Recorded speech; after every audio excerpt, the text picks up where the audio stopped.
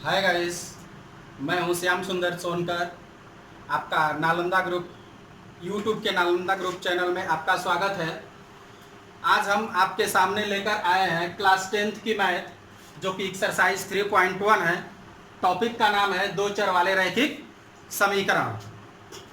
इसमें देखिए, लेसन के नाम से ही स्पष्ट है कि दो चर वाले रैखिक समीकरण, यानी कि यहाँ आपको क्लास 9th में आपने पढ़ा होगा एक चर वाले रैखिक समीकरण, और यहाँ क्लास 10th में आप पढ़ने जा रहे हैं दो चर वाले रैखिक समीकरण। अंतर क्या है? एक चर वाले रैखिक समीकरण में केवल व केवल एक राशियां दी गई होती हैं, या तो वो x के रूप में हो या y के रूप में हो। सामान्यतया हम एक चर वाले रैखिक समीकरण में एक चर को यानी कि राशि x ही मानते हैं, और यहाँ दो चर वाले रैखिक समीकरण है तो हम यहाँ दो चर यानी कि x और y मान लेंगे। तो आइए देखते हैं हमारा ये एक्सरसाइज नंबर 3.1 का पहला क्वेश्चन क्या कह रहा है। कह रहा है कि आफताब अपनी पुत्री से कहता है 7 वर्ष पूर्व मैं तुमसे 7 गुनी आयु का था। यानी कि आफताब एक पिता है जो अपनी पुत्री से कहता है कि 7 वर्ष पूर्व मैं तुमसे 7 गुनी आयु का था। अब से 3 वर्ष बाद मैं तुमसे केवल 3 गुनी आयु का रह जाऊंगा। इस स्थिति को बीजगणितीय एवं ग्राफीय रूपों में व्यक्त कीजिए। तो आइए ध्यान दीजिए, हम दो चर वाले रैखिक समीकरण पर पढ़ रहे हैं।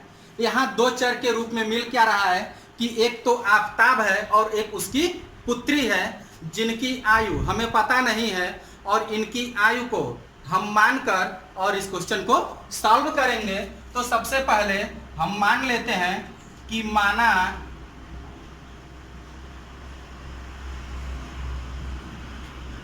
आफताब की आयु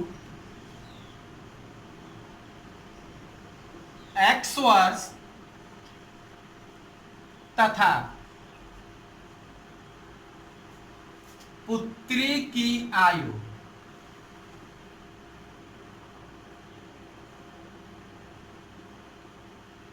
y वर्ष है। यहाँ दो अज्ञात राशियां थी, उसको हमने मान लिया है। अब देखिए क्वेश्चन में क्या कह रहा है कि 7 वर्ष पूर्व। एक चीज आपको ध्यान रहे कि यहाँ पूर्व की बात की जा रही है और हम यहाँ इसकी आफताब की वर्तमान आयु x वर्ष मान रहे हैं। पूर्व का अर्थ पहले होता है और बाद का अर्थ या पश्चात का अर्थ बाद होता है। तो यहाँ कह रहा है कि 7 वर्ष पूर्व। तो आइए ध्यान देखते हैं हमारा क्वेश्चन क्या कह रहा है। प्रश्नानुसार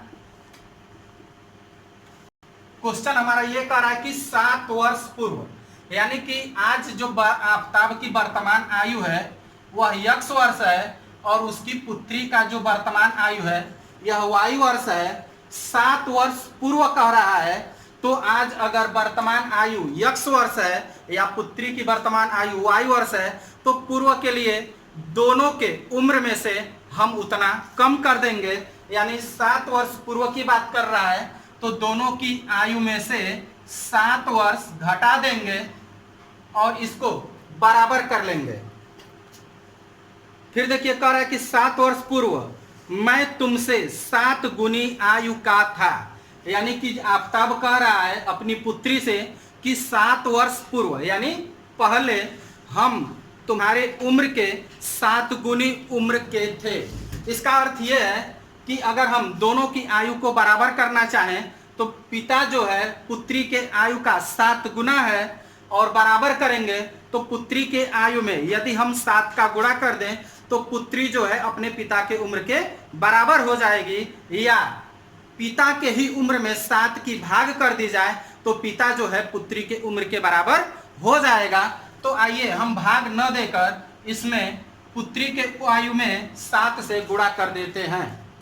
तो जब हम गुणा करेंगे, अब इसको हल करते हैं, तो ये आपका x - 7 हो जाएगा, और 7 का इस ब्रैकेट में मल्टीप्लाई करेंगे तो 7 का जब y में मल्टीप्लाई होगा तो ये हो जाएगा 7y और 7 का 7 में जब मल्टीप्लाई करेंगे तो 7 7 जा 49, ये हो गया 49। अब हम क्या करेंगे कि जो चर राशियां हैं उसको एक तरफ कर लेंगे और जो अचर राशियां हैं उसको दूसरी तरफ कर लेंगे, यानी कि दाईं तरफ कर लेंगे।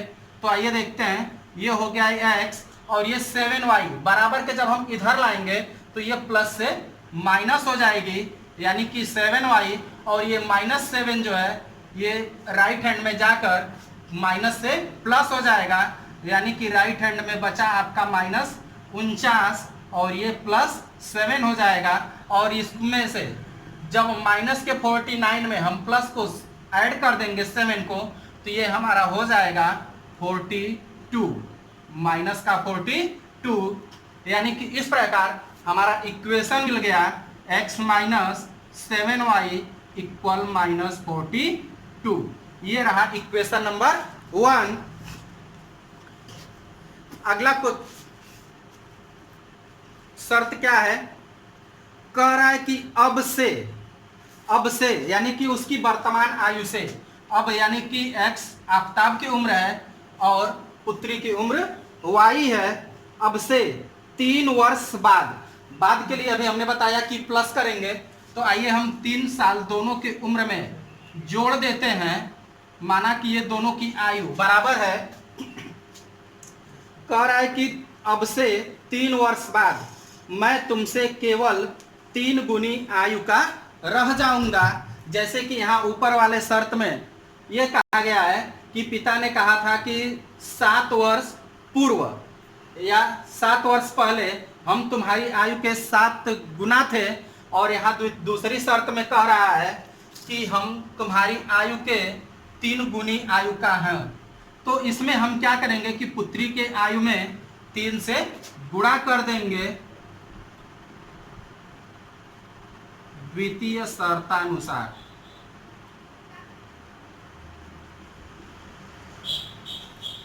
तो 3 का इसमें मल्टीप्लाई कर देंगे और अब आगे देखिए हल करते हैं। तो ये हो जाएगा x + 7 इक्वल 3 का y में मल्टीप्लाई होगा, तो ये होगा 3y और प्लस 3 7 जा 21, तो ये हो गया 21। अब चर राशियों को एक तरफ और अचर राशियों को दूसरी तरफ कर लेंगे, तो ये हो जाएगा x, ये प्लस का 3y है, जब बराबर के इधर यानी कि लेफ्ट साइड में लेकर आएंगे तो ये प्लस से माइनस हो जाएगा, यानी कि माइनस का 3y, और राइट हैंड में आप देख रहे हैं कि बच रहा है आपका 21, और ये प्लस का 7 है जो कि लेफ्ट हैंड में है, और इसको जब हम राइट हैंड में लेकर आएंगे तो ये प्लस से माइनस हो जाएगा, तो ये हो गया आपका -7, यानी कि 21 में से 7 को हम सब्ट्रैक्ट कर देंगे तो हमारा कितना बच जाएगा 14, यानी कि 14, यानी कि दूसरा समीकरण हमको मिल गया x - 3y इक्वल 14। तो ये रहा आपका बीजगणितीय समीकरण। अब इसकी सहायता से हम इसको ग्राफ पर प्रदर्शित कर लेंगे, यानी कि इन दोनों समीकरणों की सहायता से हम सबसे पहले निर्देशांकों को बनाएंगे, यानी कि ग्राफों पे किसी भी समीकरण को दिखाने के लिए कम से कम 3 निर्देशांकों की जरूरत होती है। तो इन दोनों की सहायता से सबसे पहले हम निर्देशांक बना लेंगे जो कि अक्षों को प्रदर्शित करेगा, और उसकी सहायता से फिर हम ग्राफ पेपर पे इसको प्रदर्शित कर लेंगे। अब इस क्वेश्चन को आप नोट कर लीजिए, फिर उसके बाद हम अगले क्वेश्चन को बता रहे हैं। ये आपका था पहला क्वेश्चन, अब हम लेकर आ रहे हैं क्वेश्चन नंबर 2। क्वेश्चन नंबर 2 है, क्रिकेट टीम के एक कोच ने 3,900 रुपये में 3 बल्ले तथा 6 गेंदें खरीदी। बाद में उसने एक और बल्ला तथा उसी प्रकार की 3 गेंदें 1,300 रुपये में खरीदी। इस स्थिति को बीजगणितीय तथा ज्यामितीय रूपों में व्यक्त कीजिए। तो ऊपर अभी आपने देखा कि पहला क्वेश्चन हमने बनाया था जिसमें कि बीजगणितीय और ज्यामितीय रूप दोनों को हमने दिखाया था, यानी कि आपसे सीधा सा केवल समीकरण बनाने के लिए कहा जा रहा है। तो आइए इस क्वेश्चन को भी हम सॉल्व करते हैं। तो मान लेंगे कि माना, देखिए यहाँ दो चीज दी गई है, एक बल्ला है और दूसरी गेंद है। तो सबसे पहले हम मान लेंगे कि माना बल्ले का मूल्य x रुपए तथा गेंद का मूल्य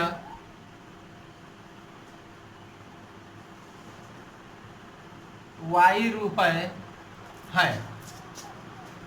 क्वेश्चन क्या कह रहा है,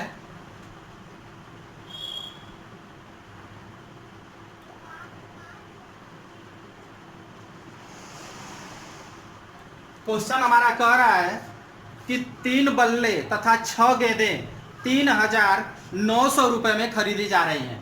तो ध्यान दीजिए, एक बल्ले का मूल्य जो है x रुपए है, तो 3 बल्ले का मूल्य कितना होगा, 3x रुपए होगा, तथा एक गेंद का मूल्य y रुपए है और 6 गेंदें खरीदी जा रही हैं, तो 6 गेंदों का मूल्य कितना हो जाएगा, 6y हो जाएगा। और 3 बल्ला और 6 गेंद कुल मिलाकर 3,900 रुपए में खरीदी जा रही है। तो ये हो गया हमारा समीकरण नंबर 1। और हम देख रहे हैं कि ये समीकरण अभी हमारा छोटा होने वाला है, तो इसको हम काट कर और छोटा कर लेंगे, यानी कि 3 से दोनों पक्षों में भाग दे दीजिए। तो 3 से भाग दे देंगे तो 3 एक कम 3 हो जाएगा, और ये 3 दूना के 6 यानी कि 2y हो जाएगा। और 3 से इसमें भाग देंगे तो 3 एक कम 3 और 3 3 के 9। ये हो गया हमारा समीकरण नंबर 1। अब देखिए आगे क्या कह रहा है कि इसी प्रकार का उसने एक और बल्ला और 3 गेंदें खरीदी। तो आइए ध्यान दीजिए कि दूसरी शर्त क्या कह रही है,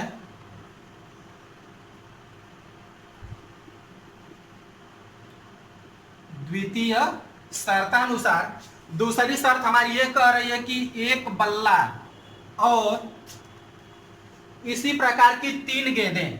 तो एक गेंद का चूंकि मूल्य y रुपए है, तो 3 गेंद का मूल्य 3y रुपए हो जाएंगे, और एक बल्ला 3 गेंद कुल मिलाकर 1,300 रुपए में खरीदी जा रही है। तो ये हो गया आपका समीकरण नंबर 2।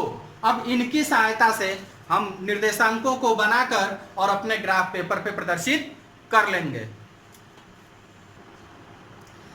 आइए अब हम देखते हैं इस एक्सरसाइज का क्वेश्चन नंबर 3, और एक्सरसाइज का ये लास्ट क्वेश्चन है।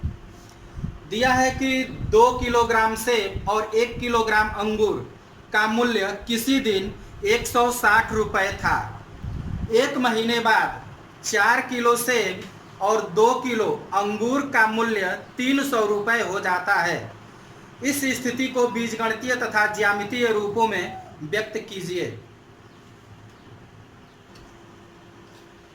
तो आइए देखिए, सबसे पहले हम मान लेंगे कि माना 1 किलोग्राम सेब का मूल्य x रुपए तथा 1 किलोग्राम अंगूर का मूल्य y रुपए है। तो ध्यान दीजिए, कह रहा है कि 2 किलो सेब यानी कि 2 किलोग्राम सेब, 1 किलोग्राम सेब का मूल्य x रुपया है, तो 2 किलोग्राम सेब का मूल्य 2x रुपए हो जाएगा। और कह रहा है 1 किलोग्राम अंगूर का मूल्य, तो 1 किलोग्राम अंगूर का मूल्य कितना है, y रुपए, तो 1 किलोग्राम अंगूर का मूल्य हो जाएगा y रुपए, और दोनों का मिलाकर 160 रुपए था, तो ये हो जाएगा प्लस 160। ये हो गया हमारा समीकरण नंबर 1। फिर कह रहा है कि 1 महीने बाद 4 किलोग्राम सेब, यानी कि दूसरी शर्त है कि 1 महीने बाद 4 किलोग्राम सेब, चूंकि 1 किलोग्राम सेब का मूल्य x रुपया है, तो 4 किलोग्राम सेब का मूल्य 4x रुपए हो जाएगा। और 2 किलो अंगूर का मूल्य, चूंकि 1 किलो अंगूर का मूल्य y रुपए है, तो 2 किलोग्राम अंगूर का मूल्य 2y रुपए हो जाएगा। और 4 किलो सेब 2 किलो अंगूर का कुल मूल्य हो जाता है 300 रुपए। तो आइए देखिए, ये हमारा समीकरण बन गया। चूंकि ये दोनों ओर 2 से भाग देने पर ये संख्याएं कट जाएंगी और छोटी हो जाएंगी, तो हम दोनों पक्षों में क्या करते हैं कि 2 की भाग दे देते हैं। तो ये हमारा हो जाएगा, 2 से भाग देंगे तो 2x और ये प्लस y हो जाएगा इक्वल 150। ये हो गया हमारा समीकरण नंबर 1। इसी के साथ ये एक्सरसाइज आपकी समाप्त होती है।